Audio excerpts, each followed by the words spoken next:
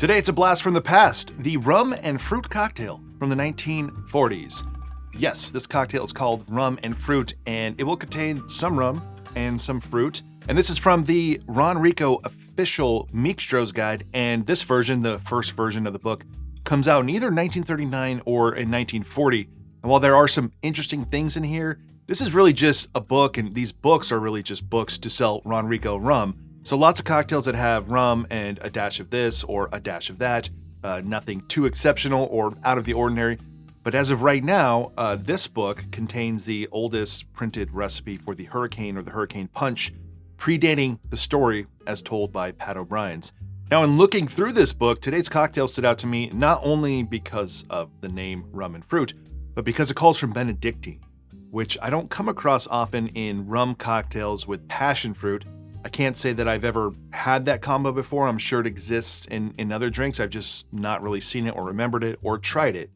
Now we need lime juice, passion fruit, Benedictine, and Red Label Ron Rico, which is a 90 proof rum that is heavy, rich, pungent, and full flavored. That's a challenging rum to find if you're only looking through the collections of Puerto Rican rum, since Ron Rico was a Puerto Rican rum.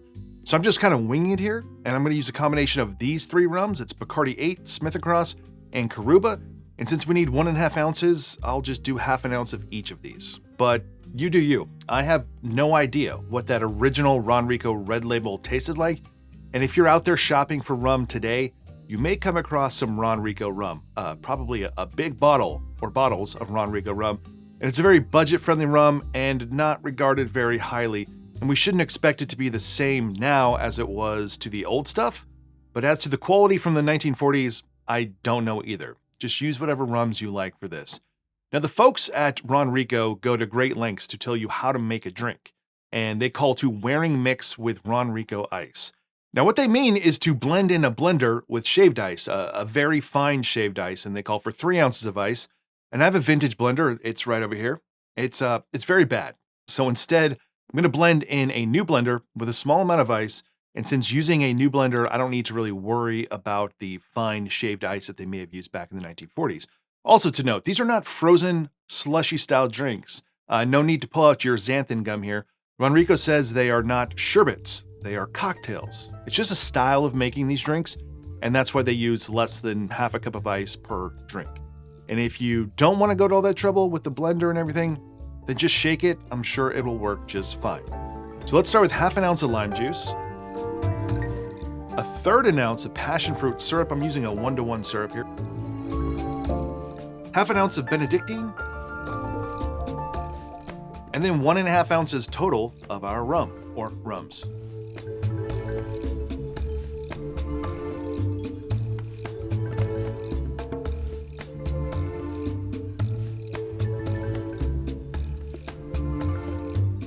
Now we are supposed to serve this in a Ron Rico West Indies glass, but that's also known as a coupe.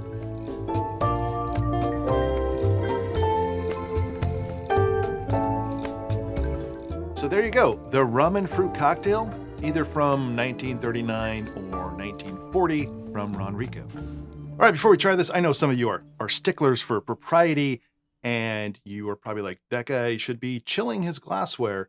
And I get it. Some of you probably follow the Thirsty Whale on Instagram. Don't be a poop, freeze your coop. Here's the thing. I don't know your situation. I don't know his situation. I have little kids, 2 little kids. And what that means is you're desperate for ways for them to find protein in their diet, just some type of protein. I've got a refrigerator and a freezer in the house. I've got refrigerator and freezer right here. I've got a chest freezer over here. And I don't have room for glassware because you're so desperate to find them something that they'll eat that you find some chicken nuggets, you give them the chicken nuggets, they say they love them, you go to Costco, you buy a 10-pound bag, the next time you make it, they hate it. They throw it up, they won't eat it. So then you go and you buy another bag of chicken nuggets, a different brand, and you do that. And then after, months, years, you've got like 50 pounds of chicken nuggets in your freezer that no one eats. And you don't want to throw them away because maybe one day they'll eat them. And that's just the problem of being a parent these days, is the kids, they change their mind so much. So I don't always have room to freeze my glassware. I wish I did, but I don't. But here we are now.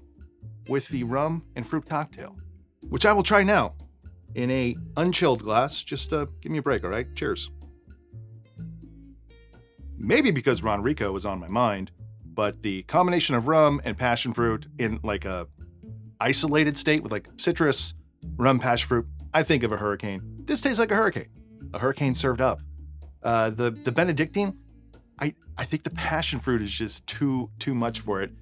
Now, if you're looking at this on paper, or you're running it through some type of bricks calculator, you'll see this is pretty sweet. Benedictine, I don't know the exact like bricks of Benedictine, but it's up there. Like it is, I don't know if it's as much sugar in it as Kahlua, but it's close. Now, we can't test those things on refractometers at home because alcohol throws it off, so we can't really tell. But if you did put it in a refractometer, you would see that it registers a lot higher than your other liqueurs, your orange liqueurs, your vermouths, your Camparis, whatever else. So lots of sweetness to this, but I don't even think it's overly sweet because I think that combination of rums, like had we just used a light Puerto Rican rum, yes, this would be too sweet. But using the Caruba, using the Smith Across, giving big, bold flavors to it, Smith Across increasing the ABV as well. That's helping to match that 90 proof red label Ron Rico. But otherwise, if you like passion fruit, this is a simple, delicious cocktail. I couldn't tell you how much it's leaning on that Benedictine, but nonetheless, it is delicious. So wonderful cocktail, but if you don't have a bottle of Benedictine, I would not run out and get a bottle of Benedictine just to make this. But if you have one, you might try it. And if you have some more time on your hands and you want to sort of go through this historical walk through the Ron Rico guides, maybe you want to try one with Benedictine, one with a different, more also mild liqueur. Benedictine is pretty mild in my opinion. I mean, there's sweetness and subtlety and spices. A sub for that, I don't know. I don't think that there is one, but off the top of my head, I'd probably say Drambuie would be like the closest that I have that I could think to that. So there you go, a little tasty cocktail using some delicious rums and passion fruit. So if you love passion fruit, you will enjoy this one. If you enjoyed this video, give it a like below. Consider subscribing to the channel if you want to support this channel more. Check out my Patreon page. Otherwise, see you in the next one.